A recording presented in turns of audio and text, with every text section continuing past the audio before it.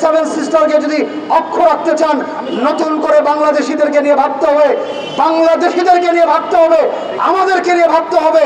আমাদের সঙ্গে কোনোভাবেই দাদাগিরি, কোনোভাবেই বড় ভাইগিরি এই ধরনের ব্যবহার যদি করেন, আমি আবারও বলতে চাই অতি শীঘ্রই সেভেন সিস্টার নামে আরেকটি রাষ্ট্রের জন্ম হবে নতুন করে ভারত ভেঙে। অতএব সাবধান, যদি আপনাদের অখণ্ডতা যদি বজিয়ে রাখতে চান, সেভেন সিস্টারকে যদি এখন পর্যন্ত ভারতের মানচিত্রে রাখতে চান, কোনোভাবেই আজকের পর থেকে বাংলাদেশিদের সঙ্গে, আমাদের 18 কোটি মানুষের সঙ্গে প্লিজ দয়া করে বিমাতা সুলভ আচরণ করবেন না।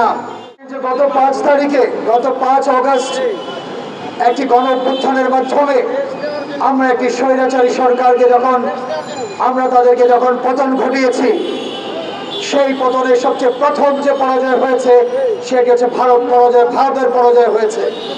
ভারতের একটি গোয়েন্দা সংস্থা রর পরাজয় হয়েছে।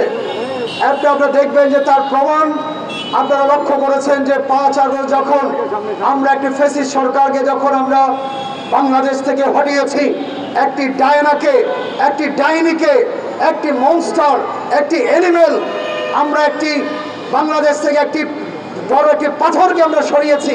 আপনারা লক্ষ্য করেছেন ঠিক সেই দিন থেকেই ভারত তাদের ভারতীয় দূতাবাস বন্ধ করে দিয়েছে। গত 20 তারিখ থেকে আপনারা লক্ষ্য করেছেন আমাদের বিশেষ করে চিটাগাং, নোয়াখালী, কুমিল্লা, ফেনী, লক্ষ্মীপুর এই অঞ্চলগুলোকে তারা পরিকল্পিতভাবে ডাম্বুল লেকের গেটগুলো খুলে দিয়ে পরিকল্পিতভাবে তারা আমাদেরকে পানির নিচে ডুবিয়েছে। আপনারা যদি ফেনীর লোকজনের সঙ্গে কথা বলেন, আপনারা জানতে পারবেন গত 50 বছরে আমরা প্রবীণদের সঙ্গে কথা বলেছি। আমি গত 3 দিন ফেনীতে থেকে এসেছি। আমার বিশ্ববিদ্যালয়ের আমাদের 20 জনের একটি টিম আমরা সেখানে কাজ করছি। আমরা দেখেছি যে প্রবীণরা বলেছেন তাদের জীবদ্দশায় এইরকম উজানের পানির ঢল তারা কখনো দেখেননি। কেন হয়েছে দেখুন, কত বড় অমানবিক। তারা কিন্তু আমাদেরকে সতর্ক করতে পারতেন, তারা বলতে পারতেন যে আমাদের এখানেও বৃষ্টি হচ্ছে, প্লাবন হচ্ছে, কিংবা আমাদের যে তাদের যে ড্যামটি আছে বিপদসীমার ঊর্ধ্বে চলে যাচ্ছে। তারা কিন্তু আমাদেরকে না জানিয়েতে রাতের অন্ধকারে এই ডাম্বুর লেকের গেটগুলো খুলে দিয়েছেন। এবং আপনারা দেখেছেন যে আজকে আমাদের এখন পর্যন্ত ফেনী, লক্ষ্মীপুর, নোয়াখালী এখন পর্যন্ত বাংলাদেশ থেকে বিচ্ছিন্ন হয়েছে। এই যে নোংরামি, অথচ আপনারা লক্ষ্য করে দেখুন, তাদের যদি অখণ্ডতা যদি বজিয়ে রাখতে হয়, বাংলাদেশের 18 কোটি মানুষকে পায়ে ধরতে হবে।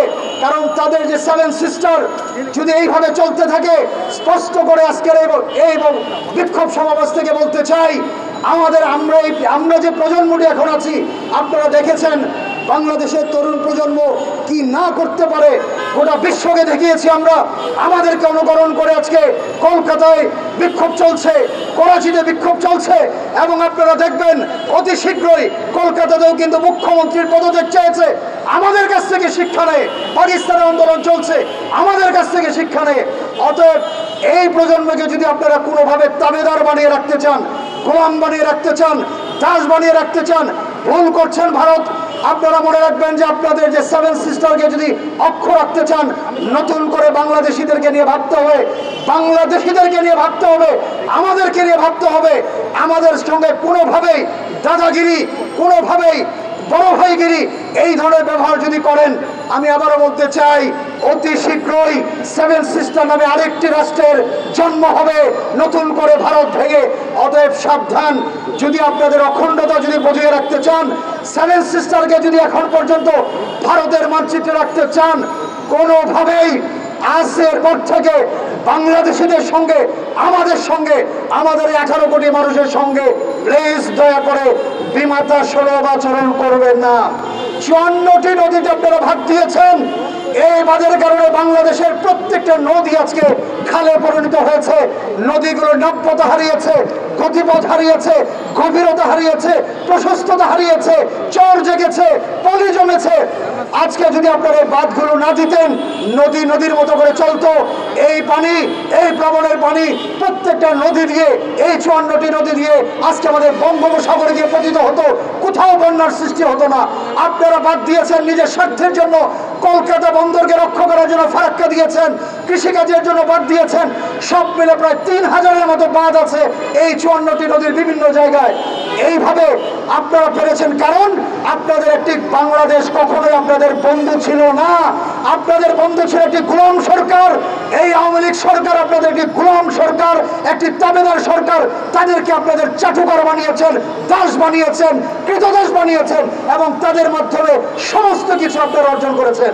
এখন থেকে নতুন করে 5 আগস্ট থেকে নতুন করে বাংলাদেশকে নিয়ে ভাববেন, নতুন করে বাংলাদেশের মানুষকে নিয়ে ভাববেন।